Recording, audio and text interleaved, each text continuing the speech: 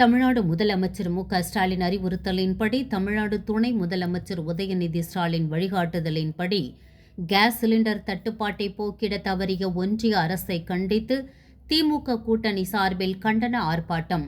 காலி சிலிண்டர்களுக்கு மாலை அணிவித்தும் பூக்களை தூவி ஒப்பாரி வைத்து இறுதி அஞ்சலி செலுத்தியும் பெண்கள் நூதன எதிர்ப்பு.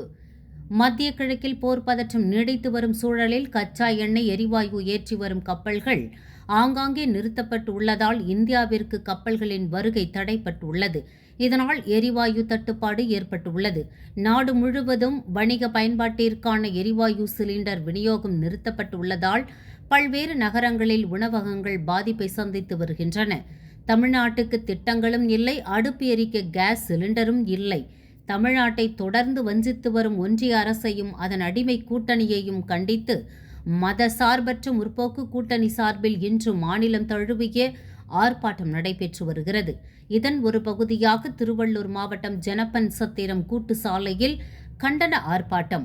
திருவள்ளூர் கிழக்கு மாவட்ட திமுக பொறுப்பாளர் வல்லூர் ரமேஷ் ராஜ், மாவட்ட அவைத்தலைவர் பகலவன், சோழவரம் மேற்கு ஒன்றிய திமுக செயலாளர் ஆனந்தகுமார் மற்றும் இந்நிகழ்வில் பேச்சாளர் திருவள்ளூர் மாவட்ட பொறியாளர் அணி அமைப்பாளர் ஆரணி ரோஸ் பொன்னையன் தலைமையில் 200க்கும் மேற்பட்டோர் கலந்து கொண்டு பாஜக அரசை கண்டித்து முழக்கங்களை எழுப்பினர்.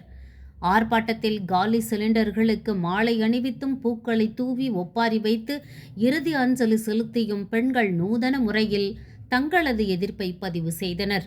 மேலும் மக்களுக்கு சிலிண்டர் வழங்காமல் பட்டை நாமம் போடுவதை குறிக்கும் வகையில் சிலிண்டருக்கு நாமம் போட்டு எதிர்ப்பை தெரிவித்தனர்.